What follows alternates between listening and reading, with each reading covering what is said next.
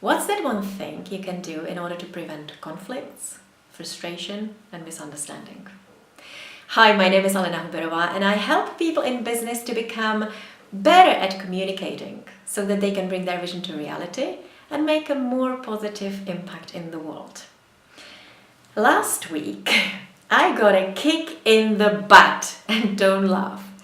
It was actually a great reminder of one of the very typical mistakes that we make in our communication with others that lead to a lot of disagreements and disappointments and frustration. And it is being vague and ambiguous in our communication. Now, let me tell you what happened. Last week, on Thursday, my sister calls me and she's like, "Hey, I'm alone with the kids for the weekend. Why don't you come along on Saturday and we'll have a lunch together?" And I said, "Sure, great idea. I'll see the kids and I don't need to cook. Wonderful. Yeah, fantastic. I'll be there first thing in the morning on Saturday." "Yeah, perfect. See you on Saturday." Saturday comes and I had a late night on Friday and I woke up just after 9:30. I switch on my mobile and I see several missed calls from my sister. So I call her immediately and she is absolutely fuming. "I can't believe this. You said you'd be here first thing on Saturday morning. I was waiting for you. I really needed you here because I wanted to organize some stuff and you didn't come. You are so completely unreliable." And I'm like, oh my God, how can this be? What's my point with this story? I simply wanted to illustrate something that happened to all of us more than we would like. When we communicate, we often leave our message very vague or ambiguous and as such opened to misinterpretation. And no wonder. If your message has got several different interpretations, the chances are that the listener will choose the wrong meaning. And if he does, this choice is going to impact his response, his reactions, and his actions. And the result? You both end up completely frustrated because the result is not to the expectations. The lesson in my story is twofold. It's for the person transmitting the message and for the person receiving the message. Look, I said, "I'll be there first thing in the morning." And I left the message fairly vague because I didn't think the timing was really important. For me, what really mattered was that we were going to spend time together and have a lovely lunch. Now, for my sister, the timing was everything. She wanted to organize some stuff in the morning, taking advantage of me being there looking after the kids to organize what she needed. So when she heard me say first thing in the morning, she immediately jumped into conclusions. She immediately assumed that I'll be there just before the sunrise because she knows that I'm an early bird. But she never verified the fact with me. And that's the danger. In sum, I left my comment very vague and she didn't clarify.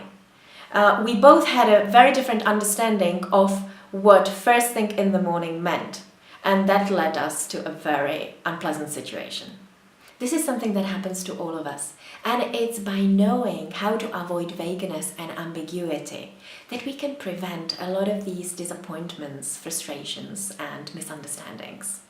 Let's have a look at how to do that, shall we?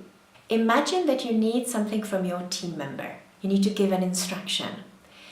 You need to make sure that in your language you are as concise and precise as possible, not leaving any room for misinterpretations.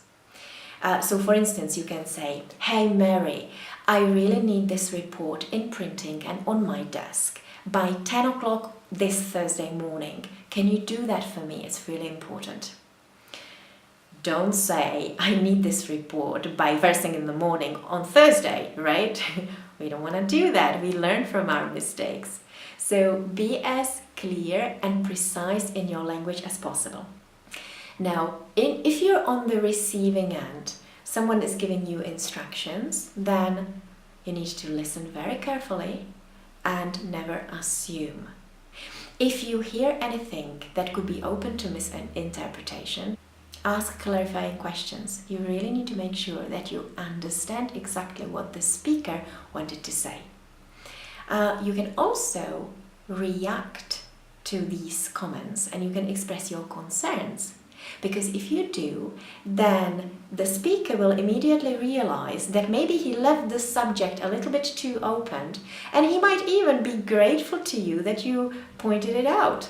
And who knows, you might even become a star of the day. So don't assume, ask, and express your concerns. One of the famous example of misunderstanding is from the World War II, when Winston Churchill was marking up a classified document that his generals were waiting for to go into action. And on one of the pages, Churchill wrote, "Watch the borders." And he actually meant it as a comment for the typist, because he needed her to leave wide marks for him to insert comments in his documents. But the typist took it literally, and she inserted that remark into the final version of the document. So when the generals read the final document, they understood that Churchill was advising them to watch the English border to stop an invasion. Now, on that occasion, nothing has happened and there was no invasion. But imagine misunderstanding like that could lead to a loss of lives. In your day-to-day, misunderstandings like that, they could cost your company a lot of money and they could damage your relationships.